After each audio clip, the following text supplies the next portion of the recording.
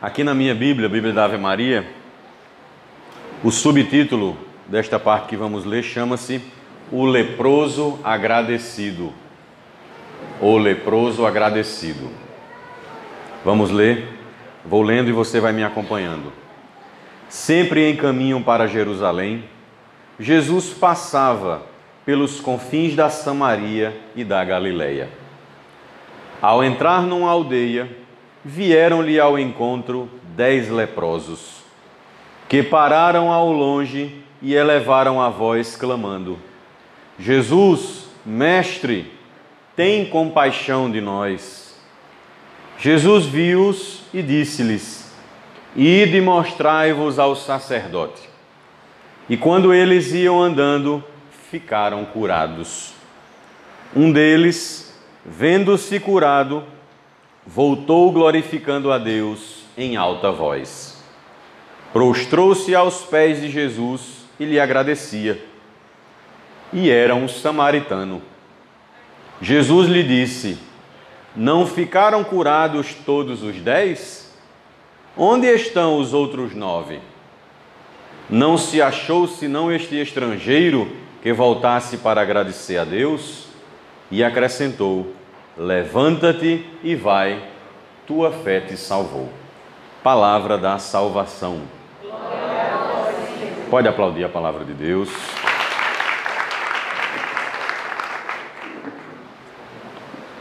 Essa passagem é bem conhecida de todos nós, imagino. Mas Deus colocou no coração do nosso Pai Fundador que a gente se retirasse para olhar essa cena e ver o que é que Deus quer falar no nosso coração a partir dela. Todo o retiro, nós vamos refletir em cima deste evangelho, desta cena. E eu quero trazer aqui alguns pontos para a gente observar.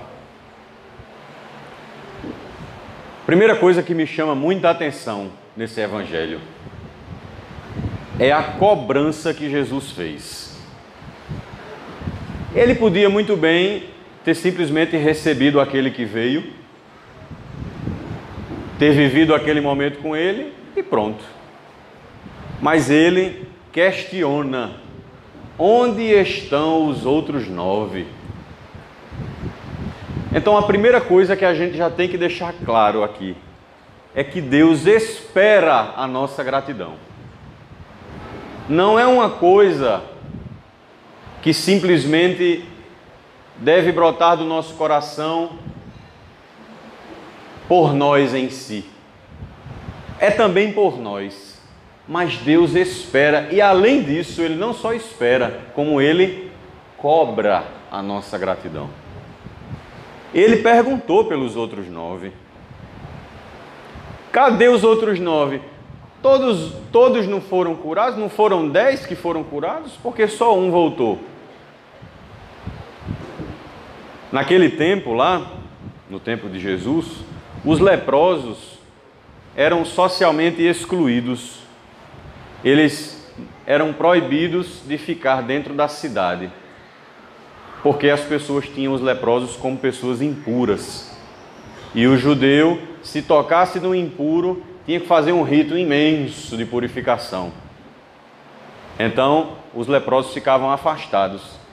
E nesse caminho que Jesus estava, ele estava a caminho de Jerusalém, saindo da Galileia, que ficava no norte, e descendo para o sul de Israel, indo para Jerusalém. E nesse caminho, ele encontrou os 10. E ele destaca que o único que voltou para agradecer era um samaritano, ou seja, um pagão.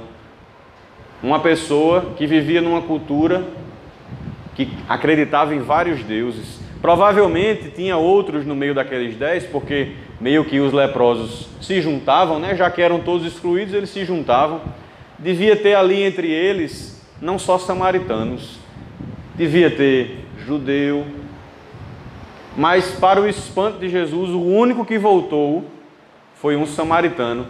Alguém que, pela fé que tinha, nem no mesmo Deus acreditava, nem no mesmo Deus de Jesus acreditava, mas soube voltar. E a palavra diz muito claro, ele voltou, não foi agradecendo ao homem Jesus, ele voltou agradecendo a Deus. Aqui eu não vou me aprofundar nisso, mas já entra uma outra coisa, né? Ele reconheceu que Jesus era Deus. Porque ele voltou para Jesus e voltou agradecendo a Deus.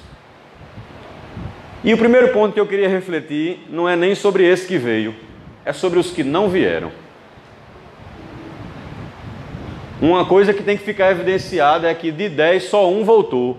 Ou seja, nessa história que fala sobre nós, fica muito claro que a maioria de nós é ingrato. A maioria de nós não sabe agradecer. Como dizia o padre Fábio Calixto ontem, a maioria de nós é mal agradecido. E talvez por algumas razões. Talvez porque você não perceba o tanto que tem pelo que precisa agradecer. Quero refletir um pouco sobre isso também. Talvez porque você não saiba como agradecer. A gratidão vai muito além de dizer um obrigado. Muito além disso, a gente vai ver aqui. Mas o primeiro passo que a gente tem que dar para compreender esse evangelho é por que os outros não voltaram. Ela se perguntou isso. Por que é que 9 não voltaram? Os 10 foram curados, 9 não voltaram. São Paulo diz lá na carta aos Romanos, no capítulo 1, versículo 21, exortando os pagãos, ele diz assim: tendo conhecido a Deus, não o glorificaram, porque extraviaram-se em seus pensamentos vãos. Então aqui a gente começa a ter uma leitura do porquê a gente tem dificuldade em agradecer. Porque nós estamos extraviados. O que é extraviado?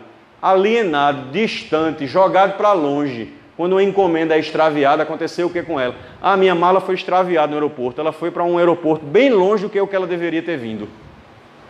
São Paulo diz que a gente não glorifica a Deus porque estamos com nossos pensamentos extraviados, ou seja, onde não deveriam estar. Duas raízes existem da ingratidão. O egoísmo é a primeira delas. Uma pessoa egoísta, ela talvez não devia nem viver. O egoísta, todo mundo sabe, é aquele que quer tudo só para ele. E um egoísta, quando recebe algo, ele faz igual, talvez, algumas crianças, que pega o brinquedo e vai brincar, para ninguém tomar o brinquedo dela. Um egoísta é um ingrato, não sabe agradecer. E aqui, o primeiro pensamento extraviado, né, no egoísmo. O egoísta tem medo de perder o dom que recebeu, enquanto que Deus nos convida a colocar aquilo que temos e recebemos em comum, até para edificar os outros, né? Em comunidade a gente aprende muito isso. Eu não tenho habilidade, por exemplo, de decorar coisas. Tem uma pessoa aqui que é Raquel, que o que ela bota a mão pode ser a coisa mais feia do mundo, mas ela bota a mão e deixa bonito. Eu não sei fazer isso. Se eu botar, eu acho que eu tenho o dom de piorar a coisa. Eu não sei dobrar um papel, eu não sei cortar um negócio, sou todo desajeitado. Mas ela coloca o dom dela em comum, e aquele dom que é só dela, quando ela faz alguma coisa aqui, passa a ser meu também. Porque ela colocou em comum. Deus me levantou para pregar. Tem gente que não foi levantado para isso. Mas na hora que eu venho aqui pregar, esse dom que Deus deu a mim, não é só meu mais. Passa a ser de todos. Então, um egoísta tem medo de perder aquilo que ganhou. Talvez tenha sido uma das razões pelas quais 9 não voltaram. Aquela coisa de, eu vou me embora para ele não se arrepender que me deu. Não é assim? Não sei se você já, talvez até brincando. Tome, sai daqui antes que eu me arrependa. Sai. Isso está um pouco também dentro da gente. Faz parte do egoísmo. Essa é a primeira raiz da ingratidão. A segunda, o orgulho. Na hora que alguém me dá algo pelo qual eu deveria ser grato, se eu reajo com orgulho, talvez eu não goste nem de estar recebendo, porque em certas cabecinhas, receber algo de alguém me faz ficar devendo algo a alguém. Eu me torno devedor daquilo, e tem gente que diz, eu não gosto de dever a ninguém. Pois deixa eu dizer uma coisa a você, todos nós somos devedores de Deus. Todos nós somos devedores de Deus. Não venha com essa história de que não gosta de dever a ninguém, porque você deve a Deus. E é por isso que sua vida tem que ser vivida em gratidão a Ele, devolvendo a vida para Ele, porque todos nós somos devedores de Deus. Mas um orgulhoso não sabe isso. Não sabe ser devedor de Deus. Não sabe reconhecer que é dependente de Deus. Está lá no capítulo 15 do Evangelho de João. Sem mim nada podeis fazer. Somos dependentes de Deus, mas um orgulhoso se acha completamente independente. Não sei se perceberam aí a conexão automática que existe entre a ingratidão e o pecado original.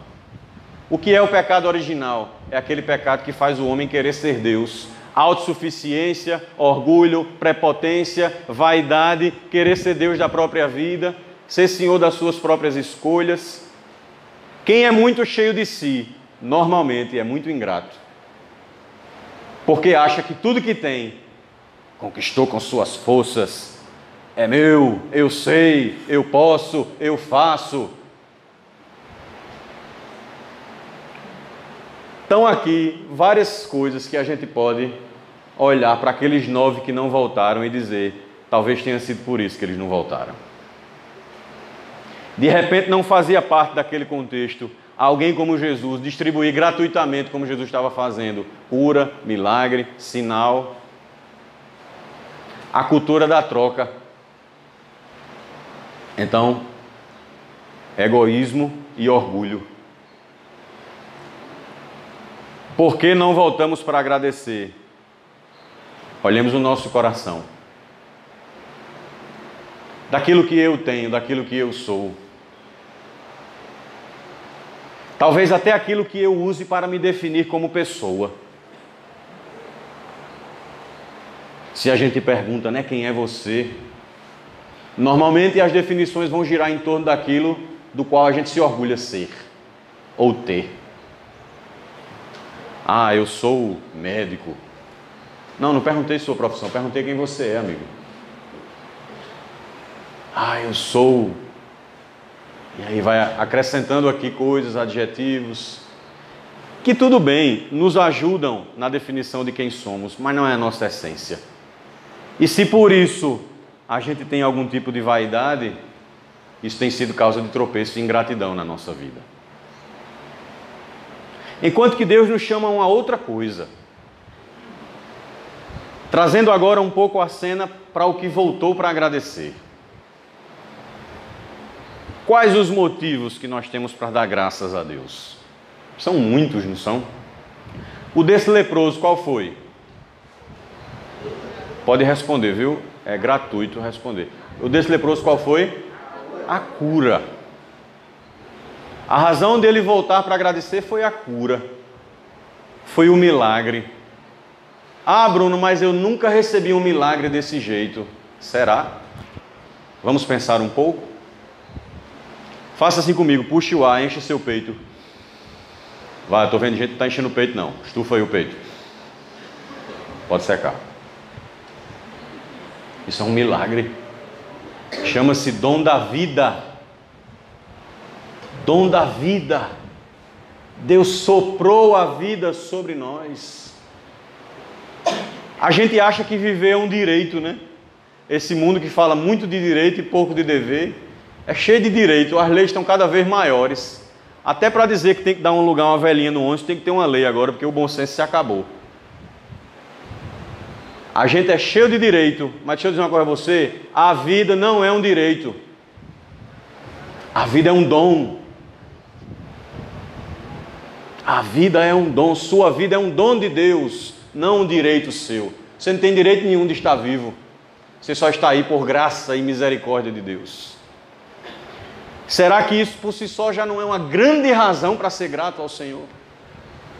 O problema é que a gente esquece disso porque a gente vai sendo atropelado pelo trator que é a vida e as situações da vida, e vai esquecendo que nós somos um dom de Deus. E se lembre, vá juntando aí os entendimentos. Tudo aquilo que é dom de Deus foi feito para ser colocado em comum. Sua vida é um dom de Deus.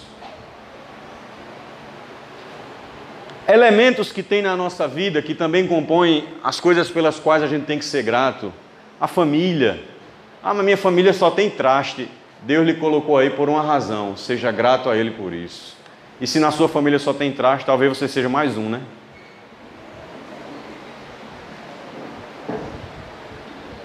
A família é uma razão pela qual a gente tem que ser grato. Quem trabalha, pelo trabalho. O trabalho é uma oportunidade de eu me santificar.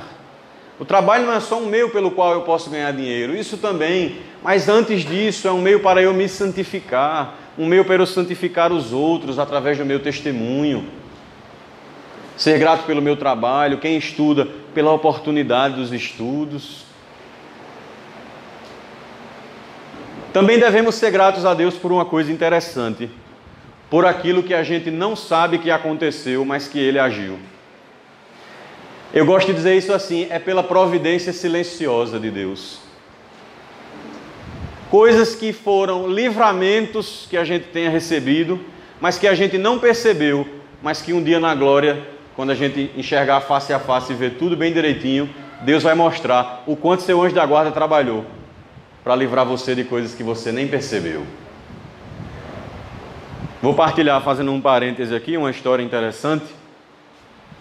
Bem no início da comunidade, eu fui almoçar, eu saí do trabalho, eu trabalho ali no centro, fui almoçar com o Léo. O Léo tá por aqui? Tá não, né? Léo, que é aqui da comunidade, com a esposa dele. E a gente estava atravessando a rua ali, na altura daquele supermercado Extra. Eu estava atravessando fora do sinal. Nós três estávamos. Atravessamos normalmente, fomos para o nosso almoço. Quando foi de tarde, o diácono me ligou. Diga, pai. Ele disse: estava rezando, Deus me trouxe você em oração. Você, agora há pouco, estava atravessando uma rua, não estava? Eu disse: estava. E aí ele descreveu até a roupa que eu estava usando. Você está com a camisa de cor tal? Não está? Eu disse: estou. Pois bem, Deus disse que livrou você de um atropelamento.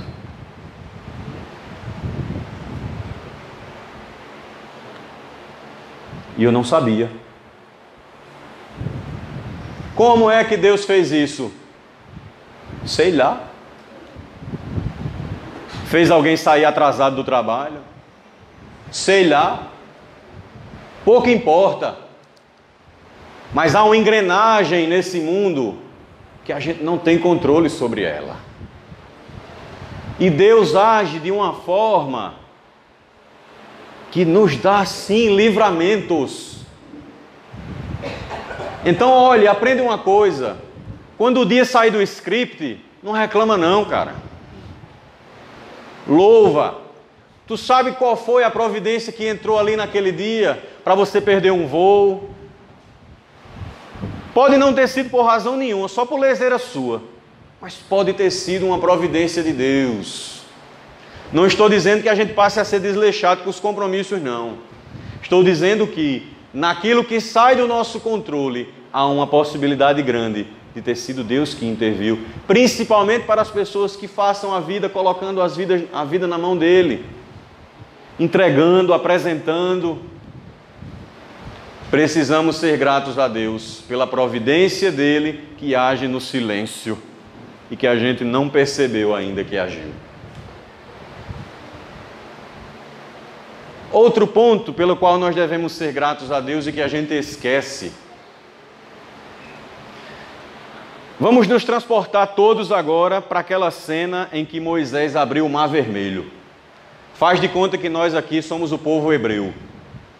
Estamos todos nós fugindo do Egito, com nossos rebanhos, nossos filhos, cheio de carroça, cheio de coisa, fugindo. Atrás de nós vem o exército do faraó. Aí chegamos na beira do Mar Vermelho, não tinha mais para onde ir. Moisés, então, usado por Deus, faz aquele mar abrir, e eles passam e saem do outro lado para a terra prometida, e quando o exército vem, o mar fecha e afoga o exército inteiro. Se a gente estivesse nessa cena, quando a gente chegasse do outro lado, eu acho que seriam reações as mais diversas possíveis. Gente se jogando no chão, dizendo, obrigado, meu Deus. Pessoas pulando, cantando, gente chorando, menino correndo. Não ia ser assim, não ia? Se fosse do outro lado e a gente tivesse chegado, não ia ser uma gratidão só a Deus? Pois deixa eu dizer a você, Deus abriu um mar muito maior do que o Mar Vermelho para nós passarmos, que foi o Mar da Morte. Quando nós fomos batizados, Ele abriu o Mar da Morte para a gente. E quem é que tem aqui um coração grato porque foi batizado? Quem é que pelo menos sabe o dia que foi batizado aqui? Gratidão a Deus por isso, por ter livrado a nossa vida da morte. Porque quando é o Mar Vermelho, né, que é uma coisa externa, aí todo mundo ia saber ser grato a Deus. Mas porque é um sacramento que tem um sinal visível de uma graça que é invisível, aí a gente se perde para ser grato. Mas pela salvação que Deus nos deu, nós devemos ser gratos a Ele. É muita coisa, né, não, para a gente ser grato e que a gente não percebe. Fora o que a gente não sabe, né? Eu podia parar a pregação por aqui, só que tem muita coisa para eu falar, porque eu acho que aqui já seria suficiente para você perceber o quanto é verdade que são 9 que vão e só um que volta. Talvez você esteja em muitas situações num grupo dos 9 e não nesse um que voltou.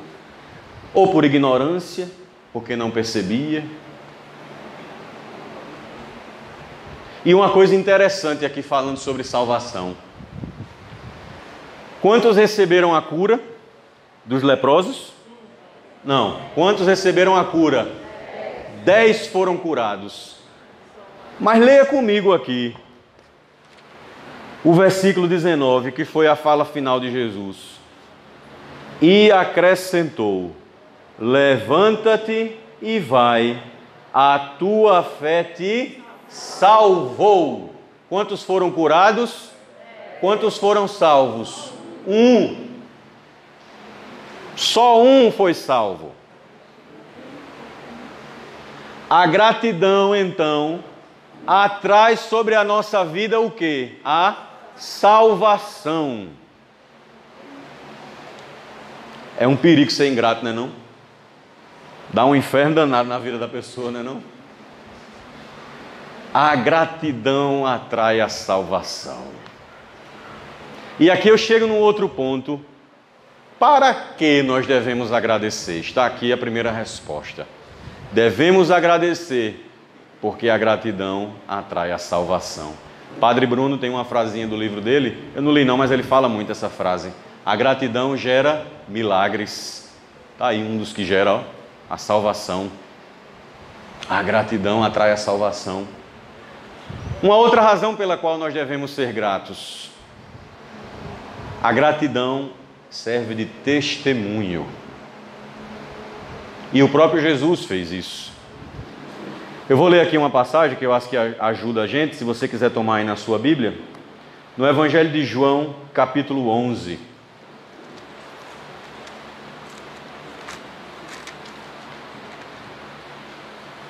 Versículos 41 e 42. É Evangelho de João, capítulo 11, versículos 41 e 42. Amém ou misericórdia? Amém. Aqui é o momento em que Jesus vai ressuscitar Lázaro. É a oração que ele faz antes de Lázaro sair do túmulo. Diz assim: levantando Jesus os olhos ao alto, disse: Pai, rendo-te graças porque me ouviste. O que é que significa render-te graças? Obrigado, Senhor, porque você me ouviu. É Jesus sendo grato ao Pai aqui, tá certo? Rendo-te graças porque me ouviste. Eu bem sei que sempre me ouves. Só Jesus para dizer isso, né? Eu bem sei que sempre me ouves, mas falo assim por causa do povo que está em roda, para que creiam que tu me enviaste. Olha o porquê Jesus agradeceu ao Pai e ainda foi em voz alta. Para quê? Para que o povo que estava ao redor, vendo aquilo, cresce que ele foi enviado pelo Pai. Quando nós damos testemunho de gratidão a Deus, isso é útil para que o povo que está ao redor, vendo aquela obra de Deus na sua vida, possa ter uma fé aumentada, possa também dar glória a Deus. A gratidão, uma das razões dela, é para dar testemunho. A gratidão atrai a salvação e a gratidão dá testemunho do agir de Deus na nossa vida. A gratidão também nos faz reconhecer o poder de Deus. Também aqui, nesse versículo que a gente acabou de ler, está embutido isso. O Filho reconhecendo o poder de ressuscitar que o Pai tem. Reconhecendo o poder de Deus. E aqui entra uma outra coisa. Na hora em que se reconhece o poder de Deus, se exercita a humildade. Pense numa coisa que todo coração ingrato é: arrogante. Os corações gratos são humildes. E aqui a gente pode começar a pensar até na nossa gratidão com as situações concretas ao nosso redor. A gratidão com as pessoas que cuidam de nós, a gratidão com as pessoas que passam pela nossa vida.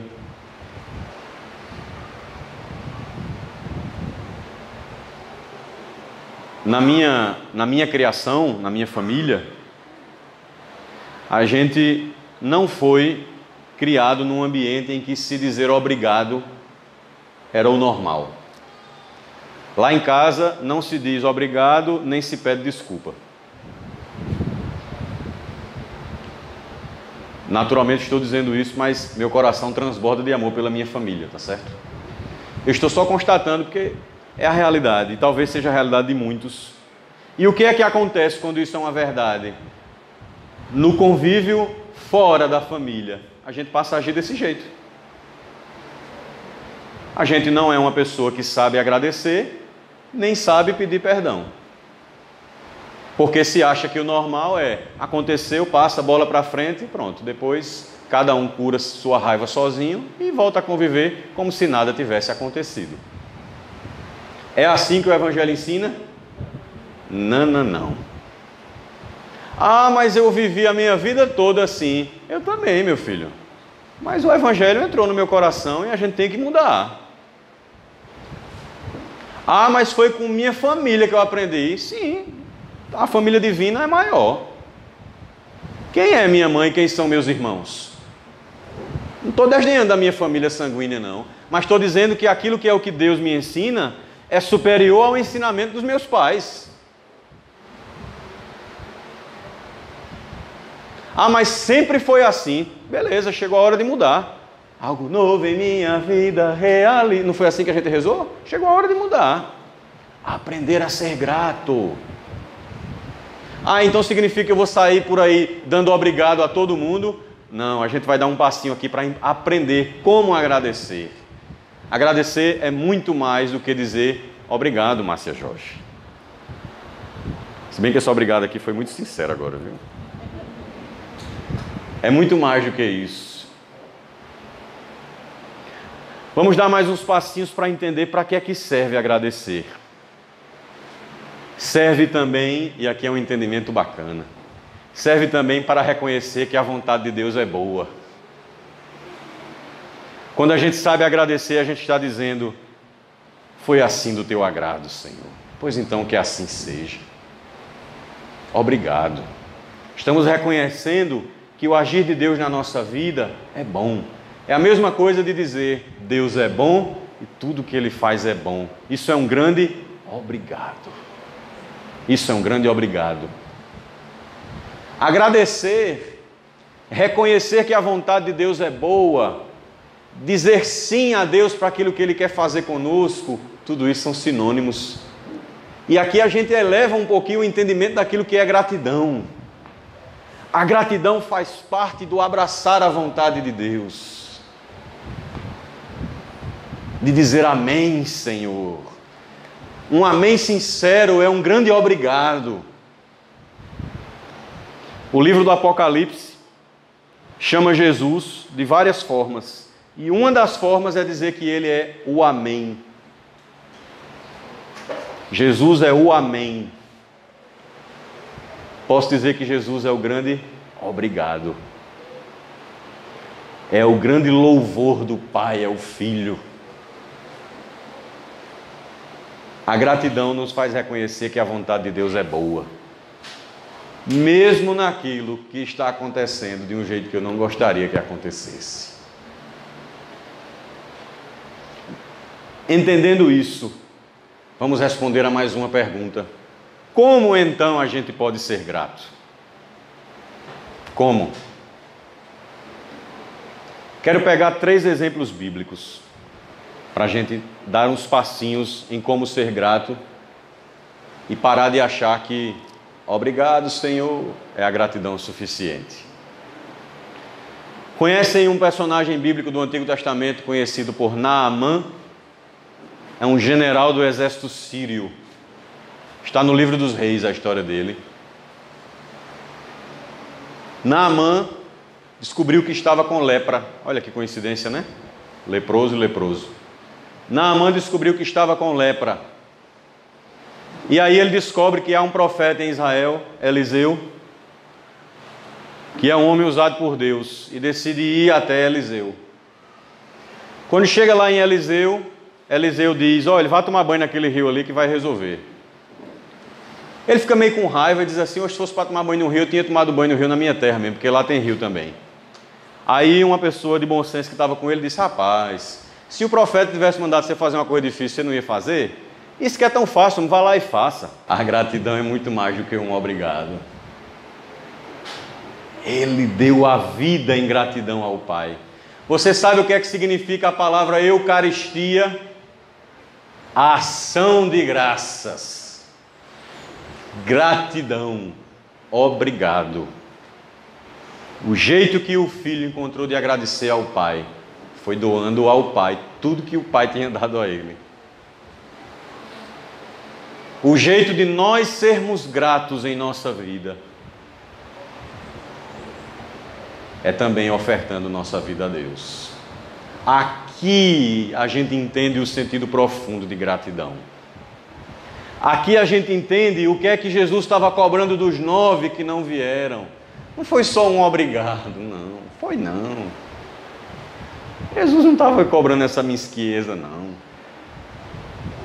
Ele estava cobrando uma oferta do coração, em gratidão àquilo que havia acontecido. E para acontecer uma oferta, um sacrifício, 3 elementos são necessários. E aqui eu já vou falando para a gente fechar essa reflexão. 3 elementos são necessários para a gente fazer uma oferta verdadeira, um sacrifício verdadeiro. Para eu fazer um sacrifício, eu preciso de um altar, de lenha para fazer fogo e de uma coisa para botar em cima do altar e ofertar. 3 coisas eu preciso. Quando Abraão foi oferecer Isaac, chegou lá no monte, ele ergueu um altar, botou a lenha ao redor e botou Isaac em cima. E ia pegar ali, ó. Quando fez assim, Deus disse: pare. Aí apareceu um cabritinho, ele foi e botou o cabrito no lugar de Isaac. Mas tinha um altar, tinha lenha. Isaac ainda pergunta: papai, inocente, né? A gente está subindo para fazer uma oferta a Deus. Tem lenha, lá vai ter o altar, mas cadê o cabrito? Aí Abraão diz: Deus vai providenciar, meu filho. Deus vai providenciar. E providenciou.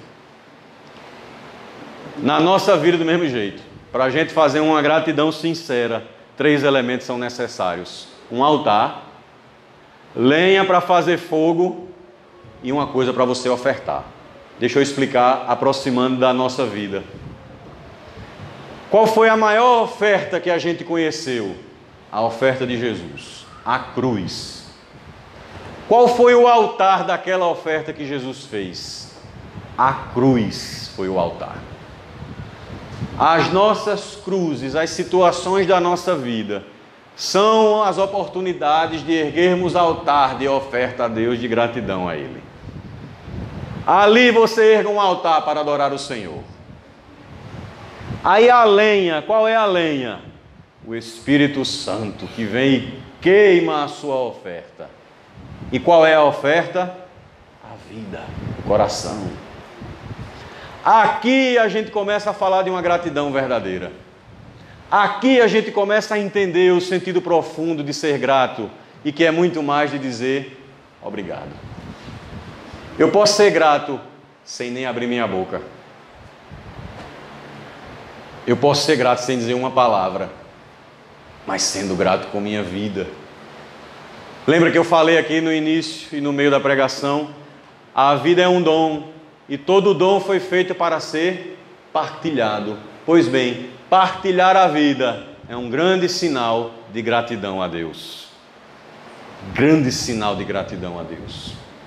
E para a gente sair, talvez um pouco, do subjetivo do que é ser grato a Deus, através de doar a vida,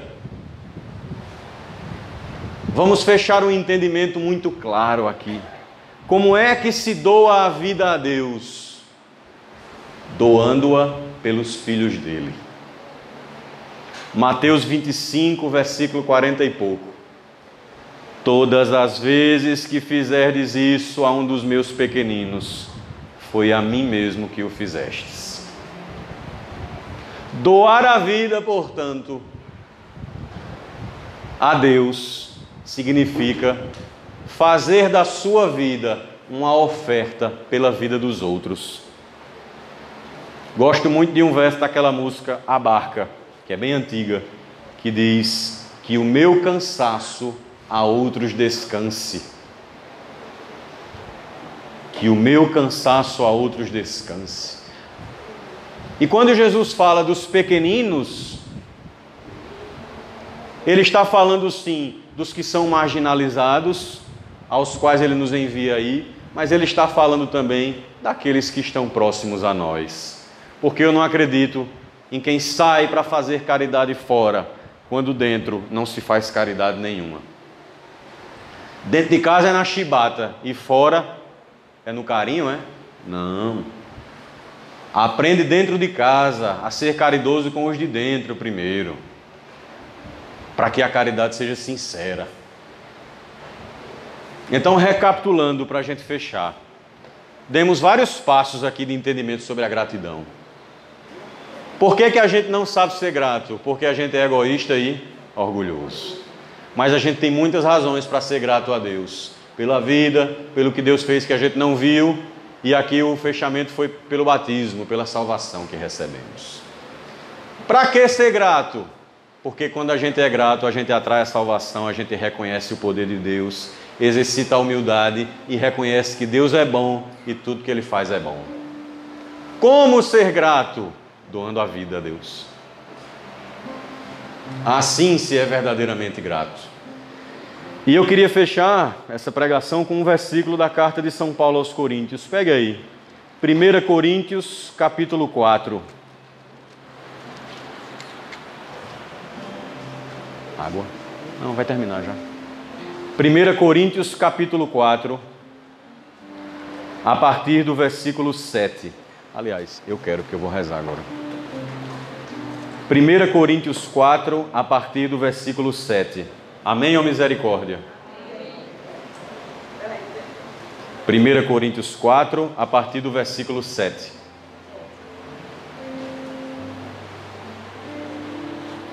Diz assim. Posso ler? Eu não vi ninguém respondendo, viu? Vou ficar calado. Obrigado. Eu não estou pregando para a gente que não está me ouvindo. O que há de superior em ti? Que é que possuis que não tenhas recebido? E se o recebeste, por que te glorias como se não o tivesse recebido? Olha o que São Paulo está dizendo.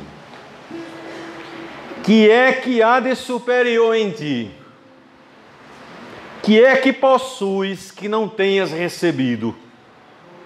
E se o recebeste, por que te glorias como se não o tivesse recebido? Tudo é graça. Tudo. E eu queria fechar essa reflexão curando essa ingratidão imensa que há nos nossos corações com esse canto, que quem me apresentou foi o nosso pai fundador, que fala sobre ser grato e reconhecer que tudo vem de Deus. A grande imagem que o Senhor me dá para esse retiro é que a gente deixe de pertencer ao grupo dos 9 e passe a pertencer a esse um que sabe ser grato, que sabe voltar para agradecer, mas não é voltar e pegar na mão e dizer obrigado, é sabe voltar aprendendo a ofertar a vida, aprendendo a gastar a sua vida pelos outros, na sua família, no seu trabalho. A vida é uma grande oportunidade da gente se gastar pelos outros. Um egoísta nunca deveria nem ter nascido, porque esse mundo verdadeiramente se constrói no amor quando a gente aprende isso, a ser grato através da oferta da vida.